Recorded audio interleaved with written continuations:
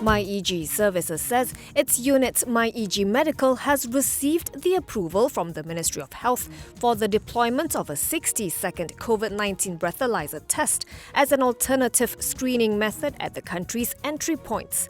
In a filing with the Bursa today, the e-government service provider said Breathalyser Go by Singapore startup Breathalyser will be used for mass screening and that any positive result will require the individual to undergo an RT-PCR test as further validation. The group said barring any unforeseen circumstances, the latest development is expected to contribute positively to its earnings per share and net assets per share for FY22.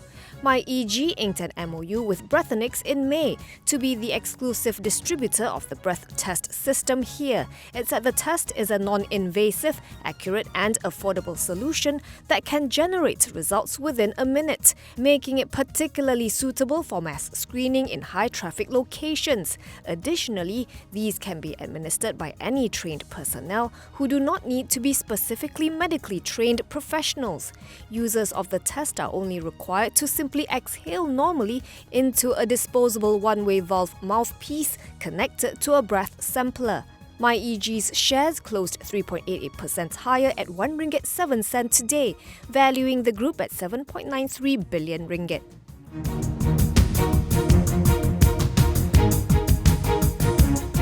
Edra Energy will hold an Extraordinary General Meeting or EGM next Friday to seek approval from holders of the electricity producers' 5.28 billion ringgit sukuk for a proposed revision in the terms and conditions of the corporate exercise. The bond scheme's facilitator, CIMB Investment Bank, said the EGM will be held virtually at 11 a.m. on December 17th. This was in its filing with Bank Negara Malaysia's fully automated system for issuing or tendering website, though no details were provided with regard to the planned revision. According to the website of Edra Energy's holding company, Edra Power Holdings, the group is the operator of a 2,242 megawatt combined cycle gas turbine power plant in Malacca. It said it maintains a strong focus on its existing markets of Malaysia, Egypt, Bangladesh, UAE and Pakistan, as well as emerging markets in Southeast Asia, the Middle East and North Africa. The subsidiary of China General Nuclear Power Corp said it is also looking for further expansion opportunities in the markets where it already has a strong foothold, as well as in new areas, and will explore new mixes of fuels together with potential related infrastructure such as gasification or regasification plants. In July, RAM Rating Services said in a note that Edra Power had extended a letter of undertaking to irrevocably and unconditionally provide Edra Energy with the requisite liquidity support. It said that Edra Energy, backed by favourable project fundamentals, should generate strong cash flow after the completion of the Malacca plant.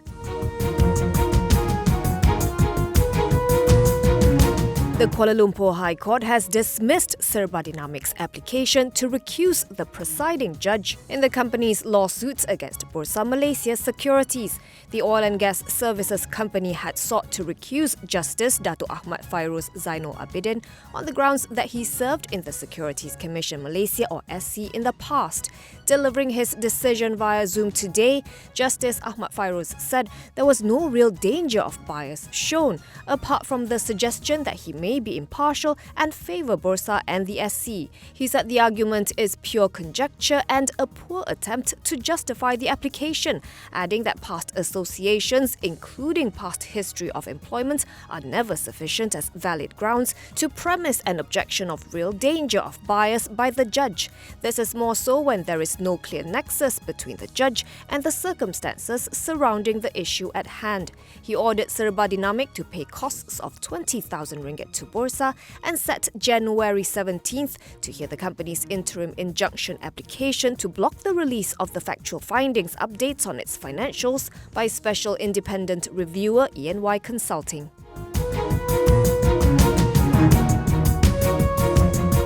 Malaysian Genomics Resource Centre, or MGRC, saw its share price hit limit down today after tumbling by 29.9% to 82 cents, where it stayed until the close.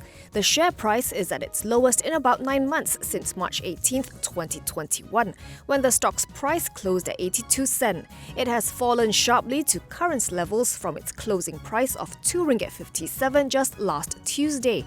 The limit down follows Bursa Malaysia's unusual market activity query on Monday regarding the sharp fall in MGRC's share price recently.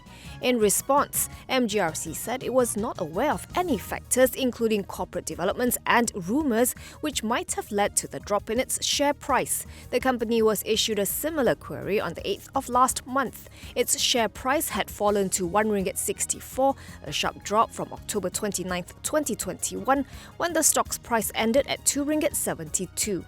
According to MGRC, the company was not aware of any rumour or report that might have led to the stock's price drop, except for factors including the company's board composition changes, which were announced on that day.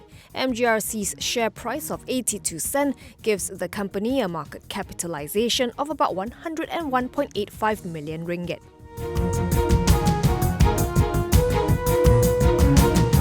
Hong Leong Investments Bank, or HLIB Research, has upgraded Bursa Malaysia to hold from sell, as it reckons that the negatives of the stamp duty hike has largely been baked in.